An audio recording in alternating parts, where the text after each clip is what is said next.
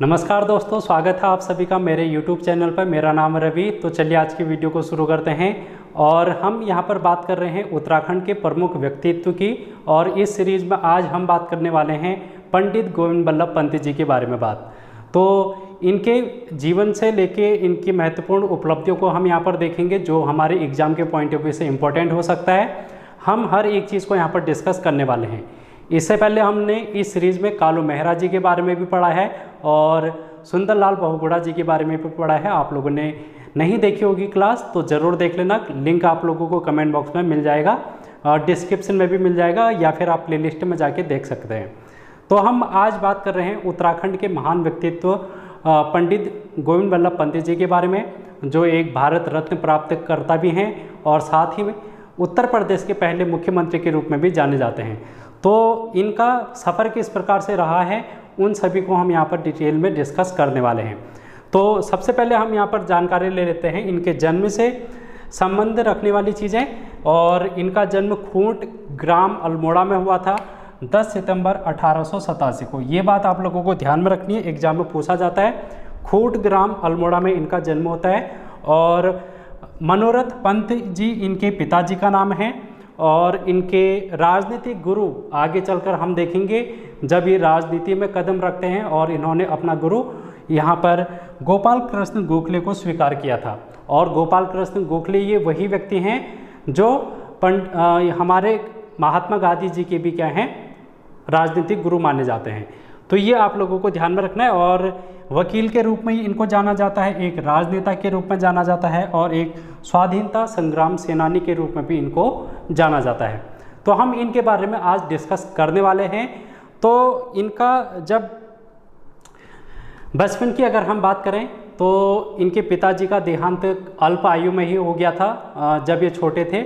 और उसके बाद इनका जो पालन पोषण है वो इनके नाना के परिवार के द्वारा किया गया था, यानी कि अपने नाना के साथ रहने लगे थे और इनकी मासी ने इनका लालन पोषण ज़्यादा किया था।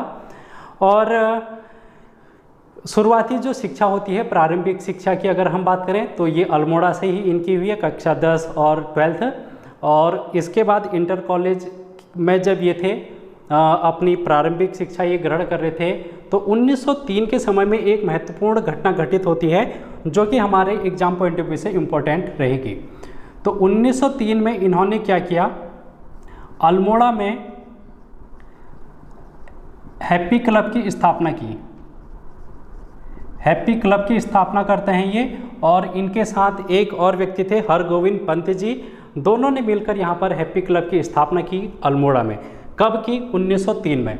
तो ये बात आप लोगों को ध्यान में रखनी है। और उस समय ये स्कूल में छोटे विद्यार्थी रहे हैं, और इस हैप्पी क्लब के माध्यम से इन्होंने नवयुवकों को जोड़ना शुरू किया और उनमें जो राष्ट्रीय चेतना है उनको जागृत करने का काम किया। और इसी हैप्पी क्लब ने जब 1905 में बंगाल विभाजन हुआ था, और हम देखते हैं भारत के इतिहास में बंगाल विभाजन जो कि हिंदू और मुस्लिम का एक तरीके से विभाजन के रूप में देखा जाता है, इसके विरोध में 1905 के बाद जनसभाएं होती रही और पूरे भारत में इसका विरोध किया गया। तो हैप्पी क्लब के माध्यम से पंडित गोविंद बल्लभ पंत जी के द्वारा भी इस बंगाल विभाजन का यहाँ पर विरोध किया गया और जनसभाएं को इन्होंने यहाँ पर संबोधित किया था। तो 1905 की घटना तक हम लोग पहुँच चुके हैं। उसके बाद 1905 में जब इन्होंने अपनी 12th कंप्लीट की, उसके बाद ये 1905 में इलाहाबाद चले गए। तो 1905 में ये कहाँ चले गए? इलाहाबाद। और इलाहाबाद हम लोग जानते हैं कि उस समय वकालत के लिए एक गढ़ हुआ करता था, और इन्होंने वहाँ पर वकालत करना शुरू कर दिया। वकालत की इन्होंने वहाँ पर पढ़ाई शुरू की। और वकालत जब इन्होंने 1910 में कंप्लीट की तो उसके बाद ये अल्मोड़ा वापस आ गए, और अल्मोड़ा में इन्होंने वकालत का काम करना शुरू कर दिया, यानी कि यहाँ पर इन्होंने वकालत का काम शुरू कर दिया। ठीक है, तो ये हम लोगों ने देखा 1910 तक। और 1910 के बाद ये अल्मोड़ा से इन्होंने रानीखेत गए, और रानीखेत के बाद ये काशीपुर चले गए थे, और काशीपुर को ही इन्होंने अपनी कर्म स्थली के रूप में आगे को बढ़ाया, यानी कि यहीं पर ये क्या करने लग गए, काम करने लग गए। तो 1914 की अगर हम बात करें 1914 की, तो काशीपुर में ये चले गए, काशीपुर। और अंग्रेज जो ब्रिटिशर थे वो काशीपुर को गोविंदगढ़ के नाम से जानते थे, क्योंकि यहाँ पर इनका दबदबा था काशीपुर में उस समय। तो इन्होंने इसी काशीपुर को गोविंदगढ़ के नाम से भी जाना जाता है, गोविंदगढ़ के नाम से जाना जाता है, आप लोगों से पूछा जा सकता है। और इसी काशीपुर में 1914 में इन्होंने एक प्रेम सभा की स्थापना की, प्रेम सभा की स्थापना यहाँ पर ये करते हैं। और ये प्रेम सभा की स्थापना करने का उद्देश्य क्या है, तो इसका उद्देश्य अगर हम देखें तो उस समय जो शिक्षा है, साहित्य है, उसका प्रचार प्रसार करना और वहाँ की जो जनता है उसको जागरूक करना, यानी कि शिक्षा के लिए जनता को जागरूक करने का काम इस प्रेम सभा के माध्यम से किया गया। तो ये बातें आप लोगों को ध्यान में रखनी है। तो हम 1914 तक पहुँच चुके हैं। उसके बाद हम देखते हैं यहाँ पर 1916 में एक घटना घटित होती है और उत्तराखंड में कुमाऊं परिषद की स्थापना होती है, कुमाऊं परिषद।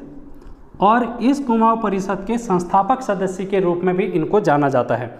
इनके अलावा यहाँ पर हम देखते हैं बद्रीदत्त पांडे, चिरंजीव लाल और भी व्यक्तित्व हैं यहाँ पर जो कि कुमाऊं परिषद की स्थापना में उनका योगदान है। लेकिन हम यहाँ पर गोविंद बल्लभ पंत जी के बारे में बात कर रहे हैं, तो कुमाऊं परिषद की स्थापना में इन्होंने अपना महत्वपूर्ण योगदान दिया था।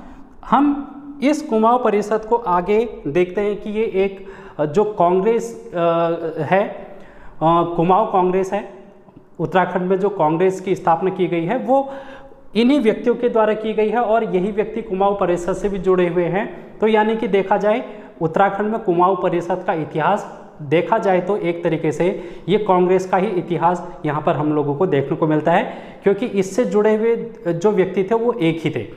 तो कुमाऊं परिषद की स्थापना में इन्होंने महत्वपूर्ण यहाँ पर योगदान दिया, तो ये भी हम लोगों को यहाँ पर देखने को मिलता है। उसके बाद हम यहाँ पर आते हैं 1920-21 के दौरान जब असहयोग आंदोलन होता है,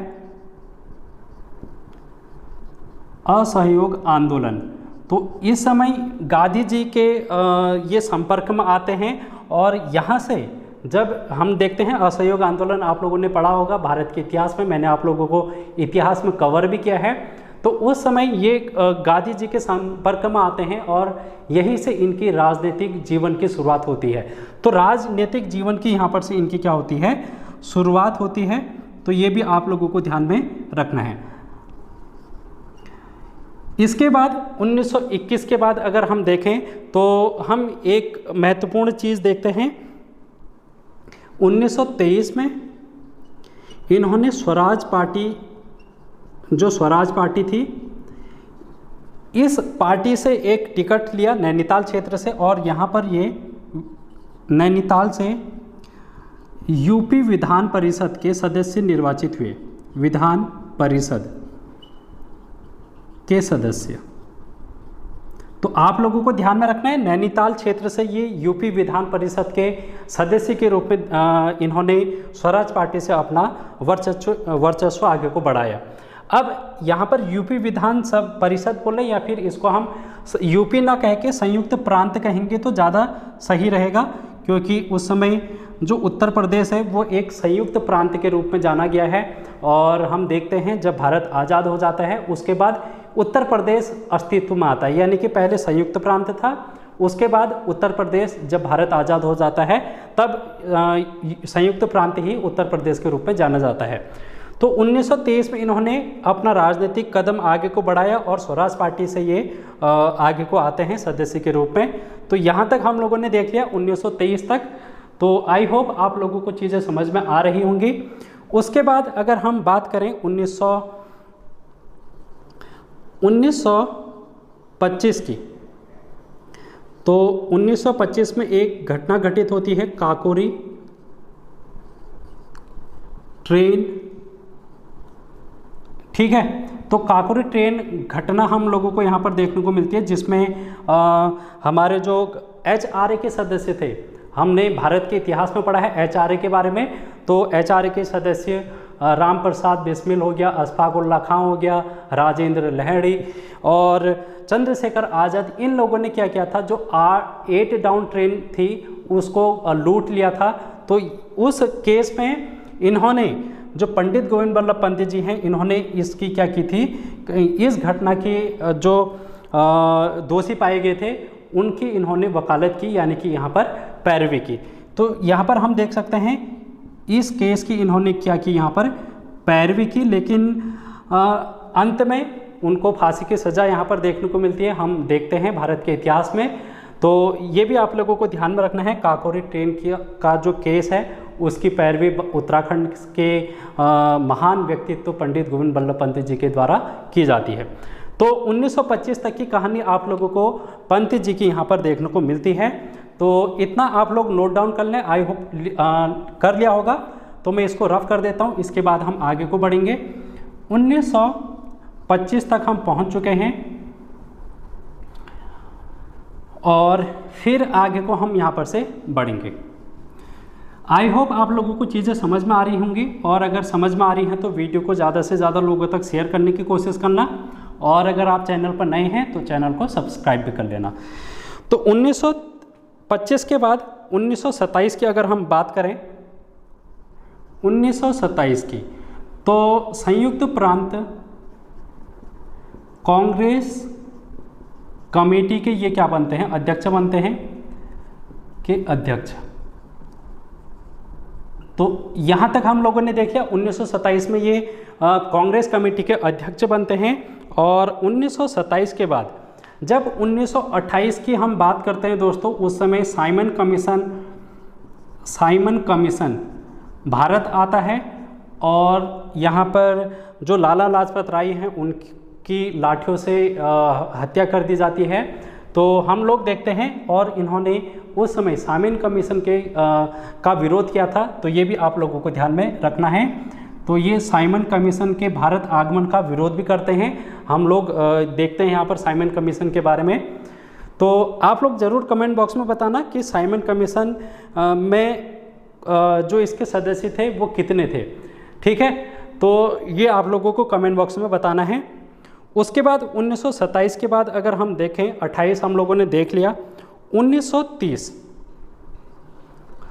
1930 में सविनय अवज्ञा आंदोलन किया जाता है, सविनय अवज्ञा आंदोलन,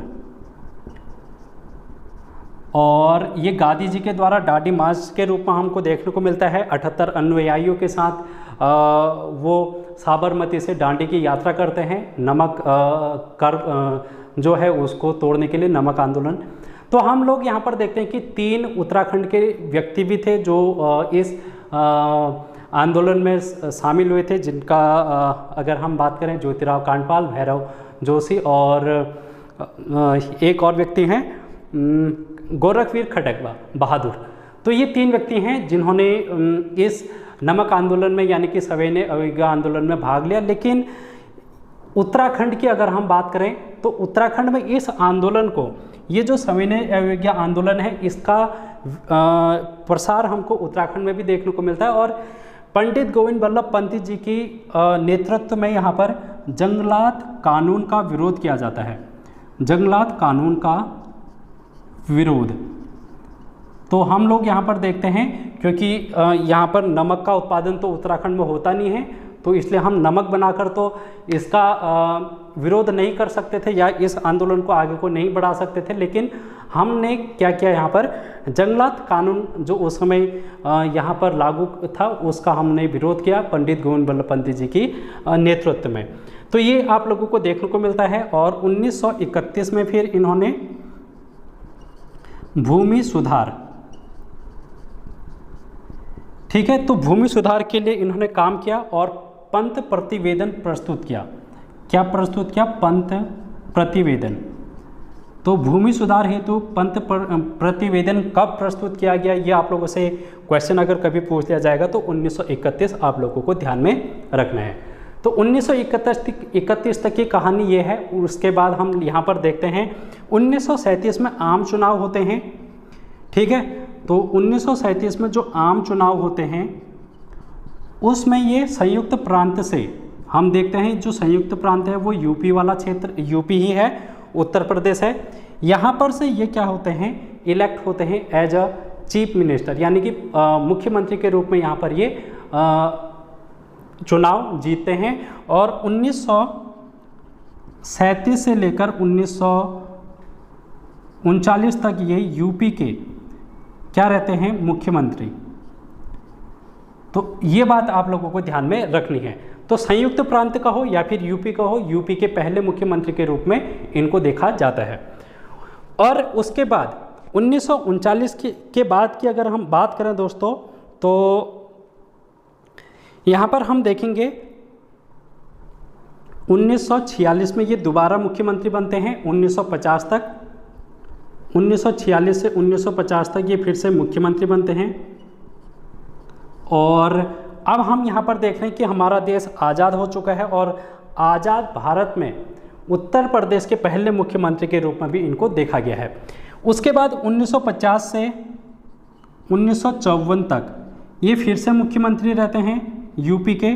और इस समय हम अगर बात करें तो 1950 से 54 के बीच में इलेक्शन होते हैं और निर्वाचित होने वाले ये पहले मुख्यमंत्री के रूप में भी देखे जाते हैं। तो आप लोगों से क्वेश्चन पूछा जाएगा यूपी के पहले मुख्यमंत्री कौन हैं, तो हम यहाँ पर देखते हैं पंडित गोविंद बल्लभ पंत।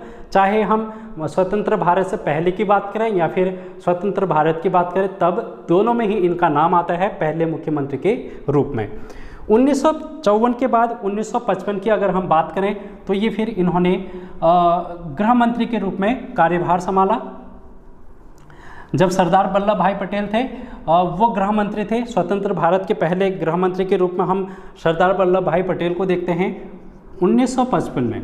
ठीक है, सरदार वल्लभ भाई पटेल की मृत्यु के बाद इनको क्या बनाया जाता है, गृह मंत्री बनाया जाता है। तो ये भी आप लोगों को ध्यान में रखना है। और ये 1961 तक गृह मंत्री के रूप में कार्यभार संभालते हैं। और इसी दौरान 1961 में जब ये गृह मंत्री थे, इसी दौरान इनकी क्या हो जाती है, मृत्यु हो जाती है। ठीक है, तो 1961 में इनकी मृत्यु हो जाती है, ये भी आप लोगों को ध्यान में रखना है। और वो दिन था 7 मार्च का, तो 7 मार्च आप लोगों को ध्यान में रखना है 1961। इसके अलावा एक पॉइंट छूट गया है 1957 की अगर हम बात करें तो 1957 में इनको भारत रत्न से सम्मानित किया जाता है। ठीक है, तो ये पुरस्कार भी आप लोगों को ध्यान में रखना है। और भारत रत्न प्राप्त करने वाले ये उत्तराखंड के पहले व्यक्ति हैं। तो ये भी आप लोगों को यहाँ पर से ध्यान में रखना है कि उत्तराखंड के पहले व्यक्ति जिनको भारत रत्न से नवाजा गया है वो है हमारे पंडित गोविंद बल्लभ पंत जी। तो इतनी बातें हैं आपके एग्जाम में पूछी जा सकती हैं, जो कि हम लोगों ने पंडित गोविंद बल्लभ पंत जी के बारे में संपूर्ण जानकारी है जो कि यहाँ पर ली है। उसके बाद 1965 और 1988 में इनके नाम पर भारत सरकार के द्वारा डाक टिकट है जो कि जारी कर दिया जाता है, डाक टिकट जारी। तो ये भी आप लोगों से पूछा जा सकता है कि पंडित गोविंद बल्लभ पंत पर डाक टिकट कब जारी किया गया था, तो ये किया गया था 1965 और 1988 में। ठीक है, तो ये सारी चीज़ें हैं जो कि हम लोगों ने यहाँ पर डिस्कस की पंत जी के बारे में। तो आई होप आप लोगों को समझ में आया होगा। और यहीं पर हम विराम देते हैं, अगली क्लास में फिर से मिलेंगे। तो तब तक बने रहना और अपना बहुमूल्य कमेंट फीडबैक के रूप में ज़रूर देना यहाँ पर। Thank you so much, take care, bye bye.